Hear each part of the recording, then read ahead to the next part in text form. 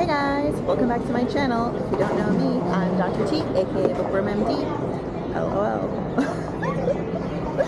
So I'm currently at the airport. I'm about to go to my first ever medical conference. So I'm going to Atlanta, Georgia for a conference. We're about to start boarding, so I just want to start the vlog here. But yeah, come along with me to my first conference.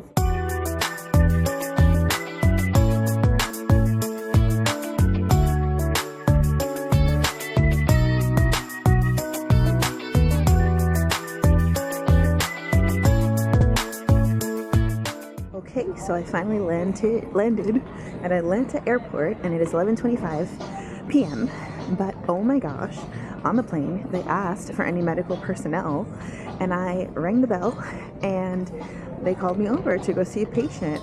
And it was basically a guy who's like in his 60s, who was like, all of a sudden I feel super dizzy, and like the room is spinning, and my stomach is really bothering me, and I feel nauseous, but I can't throw up. I did a whole like history and physical on him, and basically I was like, okay, I don't think it's any sort of neurological issue.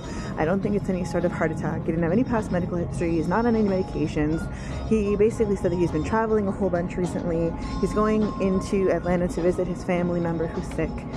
And he like woke up really early this morning, hasn't had a lot of water to drink, and also barely ate anything today. So I was like, okay, I think he's probably maybe dehydrated. He mentioned that in the last flight that he was on before this one, he had like a bunch of pressure in his head from the flight. And I'm thinking, all right, maybe he's got some vertigo going on. As I was talking to him, I literally didn't even do anything really to help him. He starts feeling better, the dizziness starts resolving, the like overall malaise that he was feeling in his body starts resolving. I think maybe he was just a little anxious or dehydrated or had an episode of vertigo. I got some water bottles for him. He drank the water, and then he was like, oh, I just feel really bloated in my stomach, like my stomach is hurting. So I asked the staff on the plane if they had first aid kit, and they were like, yeah, we do. And so they wouldn't open it though, because apparently like if you open the first aid kit on a plane, it is a whole big to do. So thankfully a kind passenger was like, oh, I have like antacids. And I was like, all right, cool, like at least we can give him something. I was hoping for something like a Maalox that would like help him like get rid of the gas, but I think he was just really bloated from what he ate earlier in the day. But you know, we used what we could get. I gave him the medication. He felt a lot better, and then that was it. That was the rest of the flight. I was so nervous when they said any medical personnel, and I hit the little call button, because I was like, I know what I'm doing. Like, I'm a third-year internal medicine resident, but at the same time, I'm like, oh my god, I've never been called to do that before. My heart immediately started racing, but everything was okay. I figured, I was like, what could it really realistically be on a plane, right? So thankfully he's all right, I'm all right, and we landed. Now I gotta go find baggage claim. Parking garage I'm looking for is only 2 minutes away from the air train, but they still haven't even sent me the exact location of the car, because I guess because I'm early. So I'm just like, all right, I'll find out.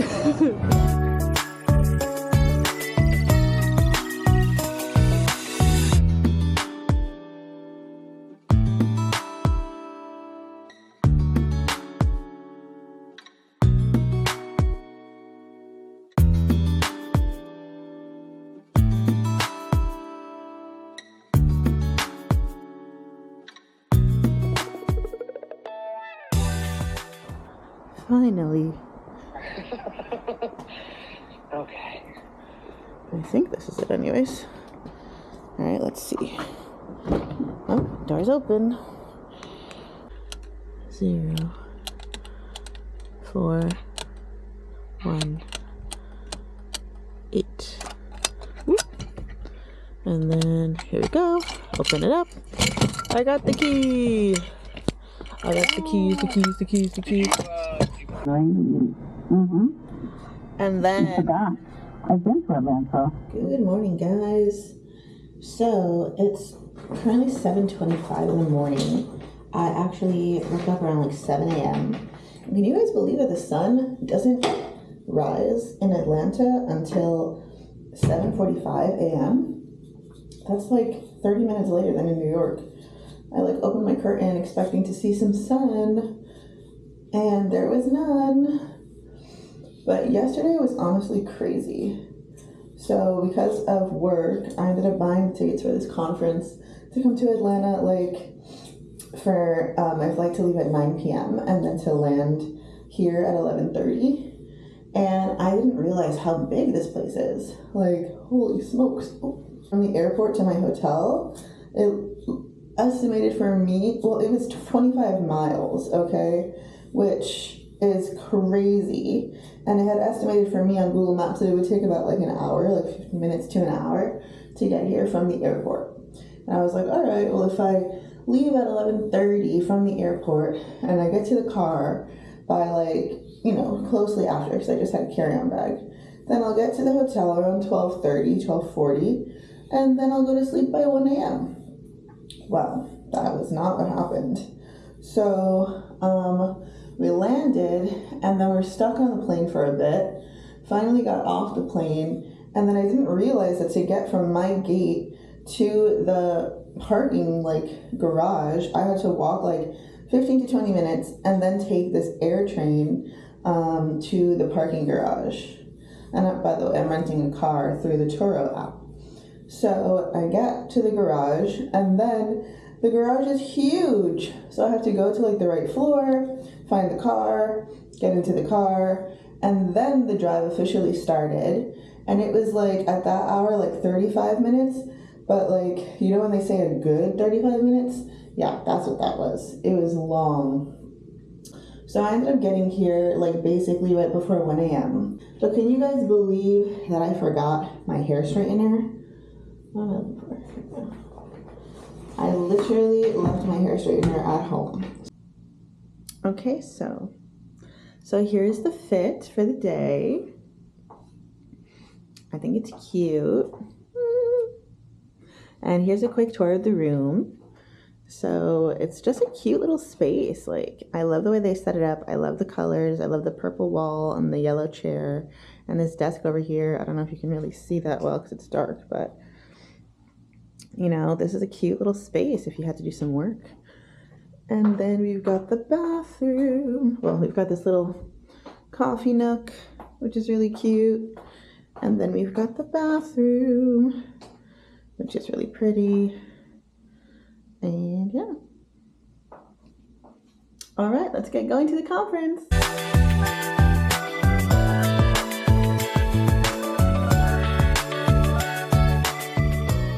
Okay, so I'm loving it so far. I'm loving the emphasis on primary care and how all of these things are useful for primary care. They were talking about new treatments for depression for patients, which is like a major thing that we see in primary care, and also just how important community is and outreach and making connections with your patients is. So far I'm having a really good time, and it's only the very beginning. There's only been 2 speakers so far. But oh my goodness, when I walked in, the amount of imposter syndrome that I had, like, I was like, holy shit, I do not belong here. I'm definitely the youngest person in the room. I'm still in residency. All these people have their practices. So. And we pretty much just glide. We want to glide it very, very gently, very, very smoothly. We don't want to press too hard. Okay, just like that. You want to work on all the areas. Make sure that we also cover the jaw lines, also all the cheeks. The light is very, very powerful. It has wavelengths of between 750 to 940. So different wavelengths of red and infrared for different benefits for the skin. Medical director at a health system here in Atlanta, and he had an interest in... ChatGPT is not HIPAA compliant. Don't ever give patient names. Use hypotheticals. Oh my gosh, guys. That conference was awesome. I learned so much. Some of the things I learned were about sleep medicine, about like how inflammation leads us to aging, and some of the new medications coming out for like anti-aging. I learned about like gene sequencing for cardiovascular risk besides LDL. Oh, there was just so much value in that conference, and I absolutely loved it. And I'm so excited for tomorrow. And like, I am so exhausted because, you know, that whole I'm so close to you, because that whole getting to my hotel at like 1 o'clock in the morning and then waking up early to get here thing definitely is taxing, and I'm very tired. It's definitely catching up with me. But I am going to... What am I going to do? Oh yeah, I'm going to go try to catch the sunset before I take myself out to a little dinner.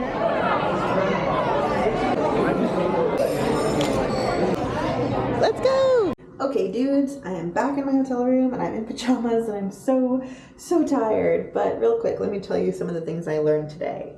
So we learned about some new treatments that are possible out there in the world for patients. For example, some like electrostimulating treatment for people with treatment-resistant depression. That's really cool. It's like this thing that's going on in this place in California that patients can like fly in and get this treatment done. They use like MRI imaging to locate the exact spot in the brain where the issue is, which is most likely the amygdala because that's the emotion center of the brain.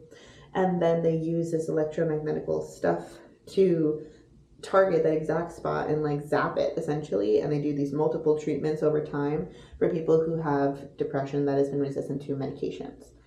So that was something that I learned. Another thing that I learned about was procaine, which is kind of like lidocaine. It's like little injections that you can do to stimulate the vagus nerve and the parasympathetic nervous system to help people kind of like rest and digest essentially, because like especially after COVID, people have been such in the hyper like sympathetic nervous system state of anxiety and just like, you know, always rush, you know, high adrenaline state. And so this type of treatment, which can be done either through subcutaneous injections or IV treatments, can be used to help like decrease or help the body to find homeostasis between the sympathetic and parasympathetic nervous system rather than be super sympathetic all the time, which can also cause like CAD, like coronary artery disease. It can cause hypertension. It can cause like issues with the gastrointestinal system. So that's a really good treatment. I learned about the importance of sleep medicine. I learned about the importance of gene mapping for things that basically can increase your risk of cardiovascular disease that are different than LDL, which is what we look for in the clinic. So, you know, you look for these genes, and if you have certain copies of these genes, maybe more than one copy of the gene, then your risk for cardiovascular disease increases. And I learned about all these different supplements that you can take to kind of counteract the effects of these genes. So that was really interesting, and I want to do more research on those supplements before I talk about them. Additionally, I learned about like inflammation and how food is really medicine, and it's just so important to like eat well and eat healthy and eat clean and like detoxify your body and use clean products because we constantly get exposed to things that are like not clean and not healthy through cleaning products at home, microplastics and stuff like that. So trying to be very careful and cognizant of what you put in your body, what you inhale, what you use at home, and also what you eat, and make sure you get enough sleep to allow yourself to be healthy and to slow down the aging process. Like the optimal amount of sleep to get is about 7 hours per night. People who sleep too little and people who sleep too much, there's this like U-shaped curve that shows increased morbidity and mortality and just increased like chance of having adverse issues with too much sleep and too little sleep. So it's important to make sure that you sleep an optimal amount, which is about like 7 hours. Also to sleep and have your circadian rhythm be consistent. So go to bed at the same time and wake up at the same time every day is the most optimal for sleep. So I'm going to try to implement these things into my daily life in addition to potentially some meditation. It's a little bit hard for the sleep part because I change my shifts all the time, and sometimes I work nights, sometimes I work days, but I'm going to try my hardest, especially when it's in my control. So with that being said, I'm going to go, and it's about 9 p.m. now. I'm going to relax and try to get to bed by 10 because I got to wake up tomorrow for day 2. Here's the fit for day 2. It's time to go check out of the hotel and get going to the conference. Our prefrontal cortex is what's helping us kind of manage and make those decisions. Then the amygdala is the brain's emotional response. Alright, I'm back in my car. Day 2 of the conference has officially ended. And oh my gosh, that was such a good conference. Like, it just talks about all the things in medicine that like us as doctors may be a bit unhappy with and what we can do about them to change them for a better work life for us. And a better work life for us as doctors and more happiness for us as doctors leads to better care for our patients. So I'm really excited. I feel really good after that, and I learned so much, and I'm excited to go and implement it into my life and into my career and just continue to grow in this field and grow as a professional person. So I'm gonna head to the airport now, but just in case I forget to close out the vlog, thank you so much for watching. I really hope you enjoyed it. Please, if you like content like this, keep coming back for more. There will be more vlogs, more growth. My name is Dr. T, aka Bookworm MD, and I will see you in the next one.